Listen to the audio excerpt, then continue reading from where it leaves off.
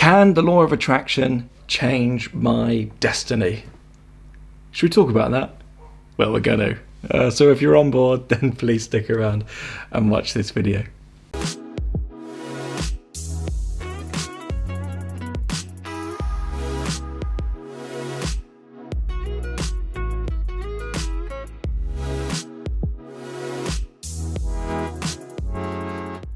So there's lots of different opinions about the law of attraction.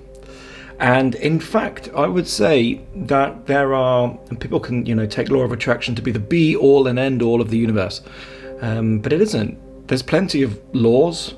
In fact, I think somebody on the internet, which you shouldn't always trust the things you read on the internet, but somebody on the internet delineated all of the laws of the universe, and I thought they were very succinct. I'll see if I can find a link and put it below.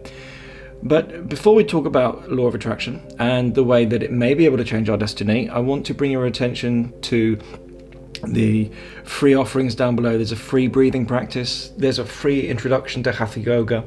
There's a free Discord or Facebook community if you're going through an awakening experience and you just want some help or something.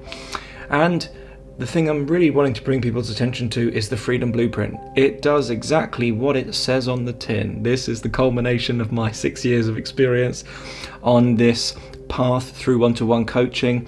And now we've got a course that will be the structure for your awakening should you want it. It works. I know it works. It's worked for me and it's worked for many other people. If you're wanting to take that next step, then please, by all means, apply for it down below.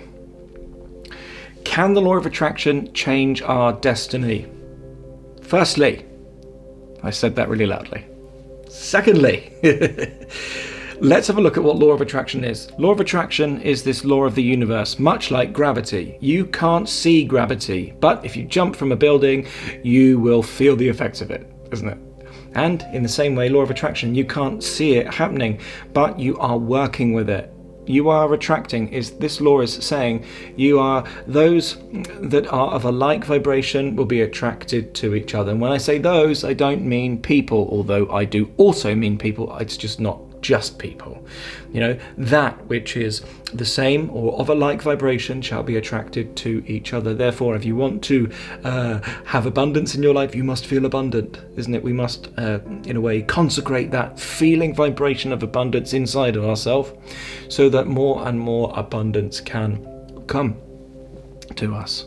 Now, let's define destiny. Because really, what is destiny? Well, it comes from this word, destination, isn't it? The destination. Let's imagine it like an aeroplane. The aeroplane's always going to go to the same destination. But on that aeroplane, you can do whatever the hell you like, isn't it? Now, the destination, some might think, is death.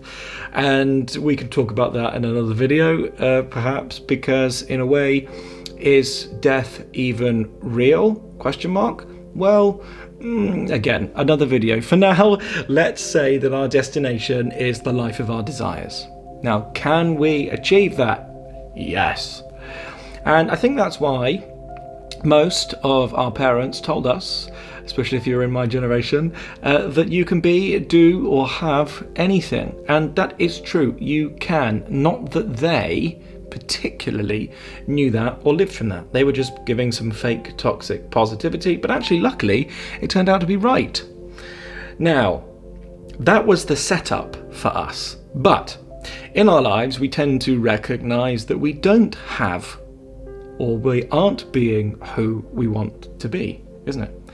And so we have to do some things to transform ourselves, transform mainly our energies. If I have more energy in the system, and no, I'm not talking about calories, I mean prana. Prana means life force and breath and energy. We can't really use them as the same word, but for now we'll just say that they're the same word just for ease of use, right? The more prana or energy that you can get into the system, the more of a, let's just use the woke terminology, the more of a high vibe dude you are. And high vibe dudes do well. And they can also be nice guys. Nice guys can do well. Never believe that belief.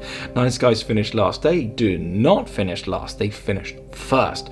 In fact, maybe we should change it to guys in integrity with themselves finish first. If you're being a nice guy, just to be a nice guy to please people, you will finish last. Guaranteed. Why? Because it's needy. And that comes with a vibration, doesn't it? With it, it's like, oh no, this guy wants something from me, I don't like it. In fact, the more high vibe, to use these words, the spiritual community probably hates this, but the more energy you have in the system, the more self-esteem you have. The more self-esteem you have, the less you need from other people, and miraculously, the less you need from other people, the more people want to be around you. Why? Because it's not a transaction. You're not asking for something from them. You're just being yourself, and this is great. Now, can the law of attraction change your destiny? I would say I don't have a concrete answer to that. However, I have used the law of attraction to attract and manifest everything that I have. Now, is there something more at work here? My answer would be yes. Is it just about thinking into existence that which you want? The answer is no. It goes much deeper than thinking. And this is why, in a way, we're wanting to cultivate this spiritual aspect of ourselves. Now, some people think spirituality is woo-woo. And some aspects of it, I can see why they say that. But in fact, it's very systematic. It's step by step by step. And what does spirituality really mean?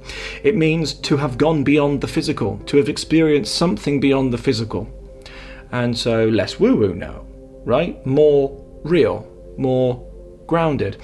And the way that we, in a way, access our power to manifest and become a powerful manifesting powerhouse is by cultivating a wonderful feeling energy. Some people call it a vibration.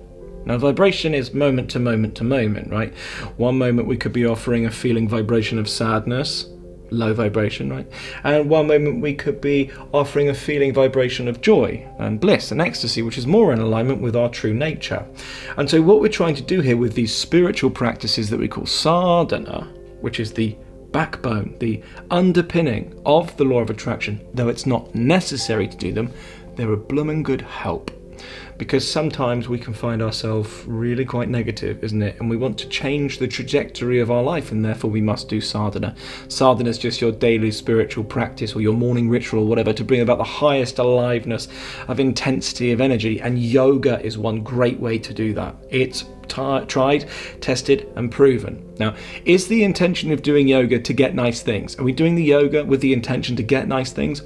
No, absolutely not. But getting nice things will be a byproduct of doing the yoga with right intention. What's the right intention? Well, we all know that we've got desires, isn't it? We cling to these desires madly, and there's nothing wrong with desire at all. It's just the attachment to the manifestation right now to the desire that's the problem. It's because right now I don't have what I want and therefore I'm sad. But in fact, in a way, we have put into, or out there, if we want to call it that, out there into the world our desires, and so life or the universe has, in a way, taken account of that.